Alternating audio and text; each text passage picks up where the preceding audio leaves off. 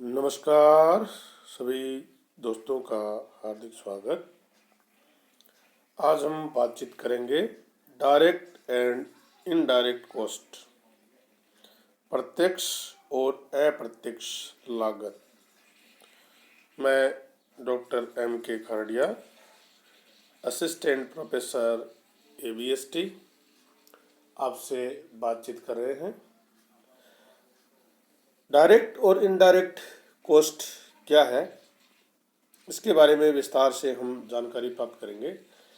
किसी भी प्रोडक्ट का जब हम निर्माण करते हैं तो उसमें दो प्रकार की जो कॉस्ट है वो शामिल होती हैं, एक डायरेक्ट कॉस्ट और एक इनडायरेक्ट कॉस्ट। तो दोनों में अंतर किस प्रकार से करते हैं कि डायरेक्ट कॉस्ट कौन सी है और इनडायरेक्ट कॉस्ट कौन सी है। और हमारे वाणिज्य संकाय के जो विद्यार्थी हैं उनके लिए ये बहुत ही महत्वपूर्ण प्रश्न और विषय है कि उनको पता होना चाहिए कि डायरेक्ट और इनडायरेक्ट में डिफरेंस क्या है। तो शुरू करते हैं।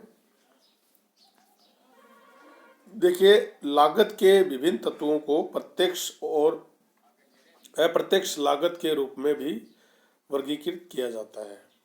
प्रत्यक्ष लागत से आशय उन लागतों और उन खर्चों से होता है, व्ययों से होता है जो किसी विशिष्ट लागत के अंदर अथवा लागत इकाई के लिए किए जाते हैं। विशिष्ट का मतलब कोई एक ऐसा केंद्र, ऐसी इकाई जिसके लिए खर्चा किया जाता है तो वो प्रत्यक्ष लागत मानी जाती है, तथा जिसे हम आसानी से उस केंद्र अथवा इकाई के लिए निर्धारित किए जा सकते हैं, क्योंकि उस स्पेसिफिक रूप से उसी के लिए खर्चा आपने किया है तो वो प्रत्यक्ष लागत हो गई। और उसी लागत केंद्र या लागत सेंटर से हम उसको वसूल कर सकते हैं। इसी प्रकार किसी विशिष्ट वस्तु के निर्माण में प्रत्यक्ष सामग्री है, प्रत्यक्ष श्रम है, वह अन्य प्रत्यक्ष व्ययों के रूप में की गई लागत को प्रत्यक्ष लागत कहा जाता है। डायरेक्ट कॉस्ट जिसमें शामिल होती है, इसमें डायरेक्ट मटेरियल है, डायरेक्ट लेबर है और डायरेक्ट एक्सपेंसेस है। इन तीनों को मिलाकर जो लागत आती है उसको हम प्रत्यक्ष लागत कहते हैं। इसके विपरीत अप्रत्यक्ष लागत से आशय उन लागतों अथवा उन व्ययों से है जो कई लागत केंद्रों अथवा लागत इकाइयों के सामूहिक लाभ के लिए किए जाते हैं। जो क्या कई इकाइयों के लिए सामूहिक लाभ के लिए किए जाते हैं तो वो होते हैं अप्रत्यक्ष, तथा जिन्हें आसानी से किसी विशिष्ट लागत केंद्र अथवा लागत इकाई पर निर्धारित नहीं किया जा सकता, क्योंकि वो कई इकाइयों पर किए जाते हैं। इसके कारण उसको एक स्पेसिफिक इकाई पर उसको चार्ज नहीं कर सकते हैं। इस प्रकार किसी वस्तु के निर्माण से संबंधित इनडायरेक्ट मटेरियल, इनडायरेक्ट लेबर अथवा इनडायरेक्ट एक्सपेंसेस, इन तीनों का जो योग आएगा उसको हम अप्रत्यक्ष लागत कहते हैं। उदाहरण के लिए समझना चाहें तो भवन का किराया, प्रबंधकों का वेतन, मशीन व संयंत्र का ह्रास अप्रत्यक्ष लागत के कुछ उदाहरण हैं। और अप्रत्यक्ष लागत जो होती है उसको हम ऊपरी व्यय भी कहते हैं। तो देखिए, भवन का जो किराया है वो किसी एक लागत इकाई स्पेसिफिक से उसको हम चार्ज नहीं कर सकते, क्योंकि भवन है वो सभी काम सभी के लिए उसको यूज किया जाता है। प्रबंधकों का मैनेजर है वो कोई स्पेसिफिक एक यूनिट के लिए नहीं होता है, पूरे वो जो आपका व्यापार है उसके लिए आप उस पर नियुक्त करते हैं। प्लांट एंड मशीनरी का डेप्रिसिएशन है वो भी इसमें चार्ज किया जा सकता है। और अप्रत्यक्ष लागत है उसको हम ओवरहेड भी बोलते हैं।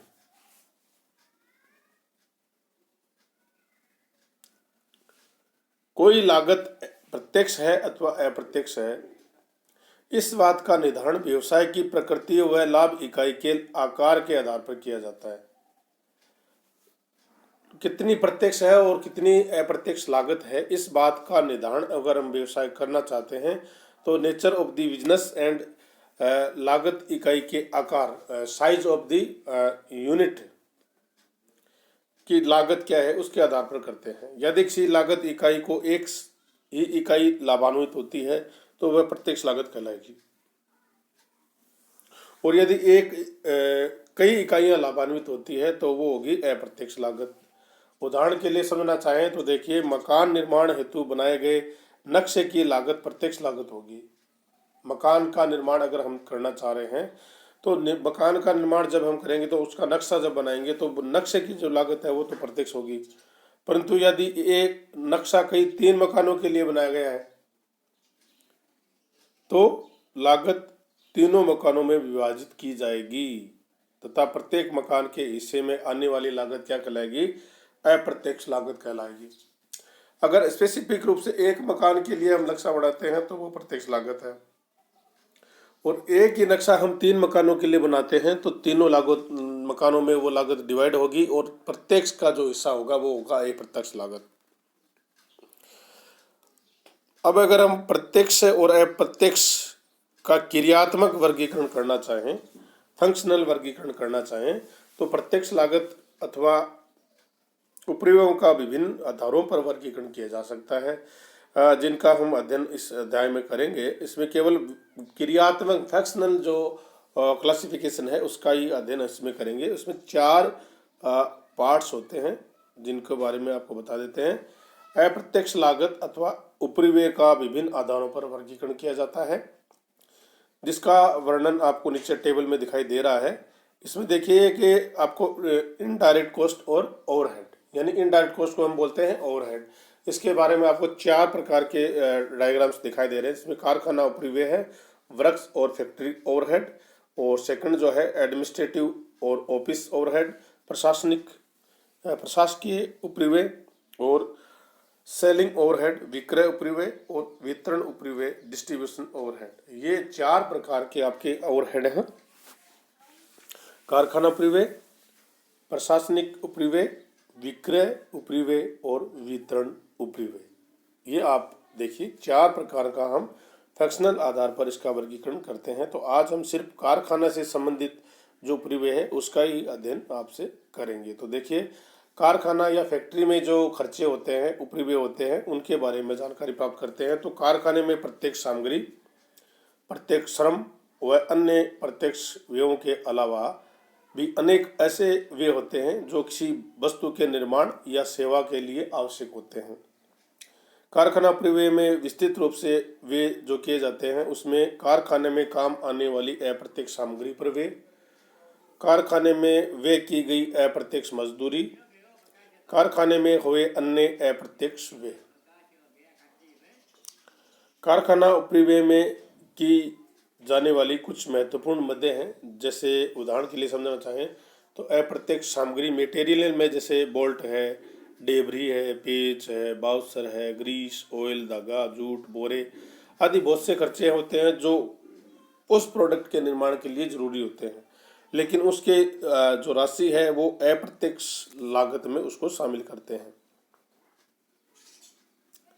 इसके अलावा देखिए, अप्रत्यक्ष श्रम में आपका जैसे बात करते हैं तो चौकीदार, सफाई कर्मी है, टाइम कीपर है, गेट कीपर है, स्टोर कीपर है आदि की मजदूरी जो है, जैसे wages of watchman, sweeper, time keeper, gateman, store keeper आदि की जो वेजेज है उसको हम अप्रत्यक्ष सामग्री चार्ज करते हैं, क्योंकि ये जो सभी होते हैं वो एक स्पेसिफिक रूप से काम नहीं करते, वो पूरी बिल्डिंग या पूरा जो आपका बिजनेस है उसकी देखरेख के लिए कार्य करते हैं। शक्ति पावर की बात करें इसमें फ्यूल, कोयल, गैस, स्ट्रीम और वाटर है, हीटिंग है, लाइटिंग है, हॉलिज है, ऐसे बहुत से जो खर्चे हैं उनको हम अप्रत्यक्ष लागत में करते हैं शामिल। पावर हाउस एक्सपेंसेज, कारखाने को इमारत का किराया, कर और बीमा, rent, tax and insurance of factory building, और depreciation, repair and maintenance of factory building. कारखाने का की जो इमारत है उसमें हरास है, मरम्मत है और देखभाल के जो खर्चे हैं वो। प्लांट मशीनरी का harass, depreciation, repair and insurance plant and machinery, और एक्सपेंसेज ऑफ इन्फेक्शन एंड सुपरवाइजेंस, निरीक्षण और पर्यवेक्षण के जो खर्चे होते हैं उसको भी हम अप्रत्यक्ष व्ययों में शामिल करते हैं। इसके बाद में बात करते हैं फोरमैन की सैलरी है। सैलरी जिसको फोरमैन, उसकी जो वेतन है उसको। कैंटीन और श्रम कल्याण, जैसे canteen and labour welfare expenses है, उसमें जो खर्चा होता है उसको भी हम अप्रत्यक्ष में शामिल करते हैं। प्रोविडेंट फंड और राज्य बीमा योजना में नियोक्ता का अंशदान, कर्मचारी जो हमारे काम करते हैं उनको employ contributions ward provident fund और स्टेट इंश्योरेंस स्कीम में जब जो कंट्रीब्यूशन करते हैं उसका खर्चा भी हम अप्रत्यक्ष में शामिल करते हैं। और कारखाना प्रबंध का वेतन जो है, सैलरी ऑफ वर्क्स मैनेजर का जो वेतन है उसको भी इसमें शामिल करते हैं। और इसके साथ साथ अगर बात करें तो श्रमिकों के विकास समय जो आइडियल टाइम्स होता है, श्रमिकों का cost of ideal time of factory labour, उसको भी इसमें शामिल करते हैं। इसके बाद में जो लास्ट जो खर्चा है वो कारखाने के छपाई, स्टेशनरी व टेलीफोन संबंधित खर्चे, जिसमें प्रिंटिंग, स्टेशनरी और टेलीफोन से संबंधित जो खर्चे होते हैं उसको इसमें शामिल किया जाता है। तो ऐसे बहुत से खर्चे होते हैं जिनको हम एक इकाई पर चार्ज नहीं करके कई इकाइयों पर चार्ज करते हैं। तो उसका स्पेसिफिक आधार हमारे पास नहीं होने के कारण उसको हम डिवाइड करते हैं एरिया के हिसाब से, साइज के हिसाब से, बिजनेस का प्रकृति के हिसाब से, और उनको हम अप्रत्यक्ष खर्चे हैं उनके रूप में चार्ज करते हैं। तो सभी विद्यार्थियों का बहुत बहुत धन्यवाद कि आपने इसको पूरा ध्यान से सुना और समझा। देखिए, बहुत ही महत्वपूर्ण चीज़ें होती हैं जिनको अगर हम बेसिक रूप से तैयार कर लेते हैं तो हमें बहुत आसानी रहती है सब्जेक्ट को समझने में और जो क्वेश्चंस हैं उनको हल करने में। अगर हम इस पर ध्यान नहीं देंगे तो आपको इसमें ज़्यादा प्रॉब्लम हो सकती है। तो आप सभी विद्यार्थी पूरा इसको ध्यान से सुनते रहे और नोट भी करते हैं ताकि उसमें आपको पूरा लाभ इसमें मिल सके। आप सभी का बहुत बहुत धन्यवाद। Thank you.